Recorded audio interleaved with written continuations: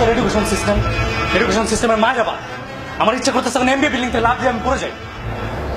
কি হয়েছে? কোনো প্রবলেম? কি প্রবলেমটা কি? প্রবলেম থাকে বল। প্রবলেম এডুকেশন মানে শিক্ষা। সেই ছোটবেলা থেকে শুনতেছি লেখাপড়া করে যে গাড়ি ঘোড়া চড়ে সে, লেখাপড়া করে যে গাড়ি ঘোড়া চড়ে সে। এখন আমার কি মনে হচ্ছে জানিস? লেখাপড়া করে যে গাড়ি চাপা পড়ে সে, লেখাপড়া করে যে গাড়ি চাপা পড়ে সে। লেখাপড়া এই পর্যায়ে আমার মনে হচ্ছে গাড়ি ঘোড়ায় চড়ে আজকে আমার পাবনা মেন্টাল হসপিটাল যেতে হবে। যে শিক্ষা মানুষের প্রবলেম সলভ করে, সে শিক্ষা আজকে আমাদের সবচেয়ে বড় প্রবলেম। পৃথিবীতে আসার পরপরই শুনলাম আব্বা মা আগে ঠিক করে রাখছে আমি নাকি ডাক্তার হবো। রক্ত দেখলে যে ছেলে অজ্ঞান হয়ে যায় সেই ছেলে হবে ডাক্তার। ওয়াও চমৎকার। আব্বা আমার ডিমের বেলা কথা। ছোটবেলায় বাচ্চা লাথি মেরে আব্বা মতো পড়তাম। মানুষ ছিলাম 9 কেজি আর আমার ব্যাগের ওজন ছিল 36 কেজি। সাবজেক্ট ছিল 13টা আর আমার বই ছিল 39টা। মাঝে মাঝে নিজেই কনফিউজ হয়ে যায়। তখন তারা আমাকে মানুষ ভাবতো না গাধা ভাবতো। মানুষ ভাবতো তার গাধা হওয়ার প্রশিক্ষণ দিত না। কিছুদিন পর তাদের আবার নতুন আবদার, আর যাই করো বাবা এসএসসিতে কিন্তু তোমাকে সোনা পেতেই হবে। সোনা না পেলে কিন্তু চাকরির বাজার আর বিয়ে বাজারে তোমার কোনো মূল্য নাই। সবাই বললো আমার ভবিষ্যৎ নাকি সোনার মতো উজ্জ্বল হয়ে যাবে। ওকে ফাইন, সোনার ছেলের মতো আমি তাদের সোনা এনে দিলাম, তাতেও তারা সন্তুষ্ট না। এখন তাদের এইচএসসিতেও সোনা চাই, সেটাও এনে দিলাম, তাতেও তারা সন্তুষ্ট না। ভাগ্যিস আমাদের সময় পিএসসি জেসি নাও স্বর্ণ প্রতিযোগিতা ওগুলো ছিল না, তাহলে আরো দুটি সোনার দাবিতে ঘরে ঘরে মিছিল হতো। যাই হোক এইচএসসি দিলাম, সোনাও পেলাম। এখন তারা মানলো 90 ডিগ্রি অ্যাঙ্গেলে পোল্ট্রি। আজকাল এইচএসসি রেজাল্টে কিছু হয়? তোমাকে ভালো কোথাও এডমিশন নিতে হবে, তোমাকে বুয়েটে চান্স পেতে হবে, তোমাকে মেডিকেলে চান্স পেতে হবে, তোমাকে ঢাকা বিশ্ববিদ্যালয়ে চান্স পেতে হবে, হেনা তেনা কত কি। এগুলোতে চান্স না পেলে নাকি আমাকে কারণ বাজারে সবজি বিক্রি করতে হবে।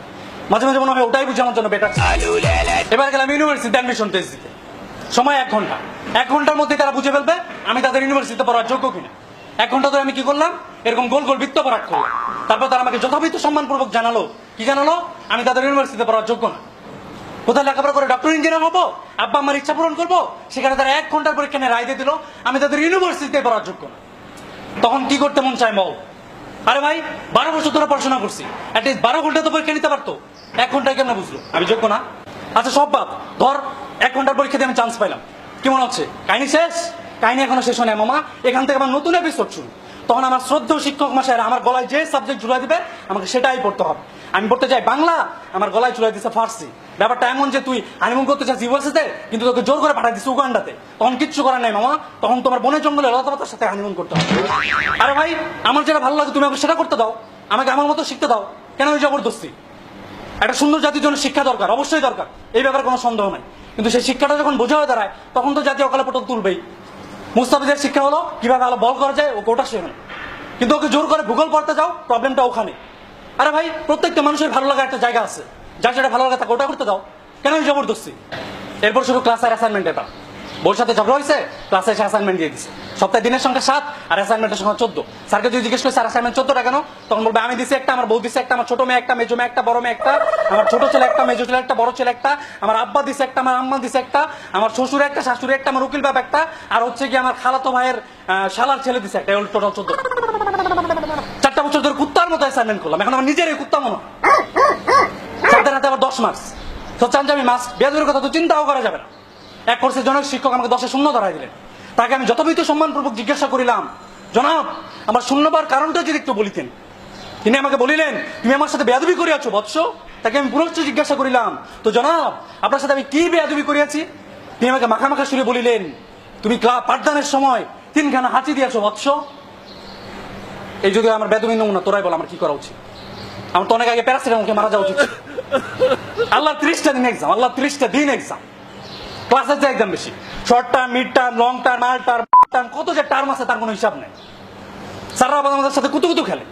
ক্লাসে পড়াবে একটা আর পরীক্ষা দিবে আরেকটা। ব্যাপারটা এমন যে ক্লাসে খাওয়াবে সাদা ভাত আর পরীক্ষা দিবে নান্নার বিরিয়ানি, তাতে তুই কাপ। মাঝে মাঝে মনে হয় এক্সাম যে আবিষ্কার করছে তারা যদি পাইতাম তাহলে আমি 3 ঘন্টার একটা এক্সাম নিতাম।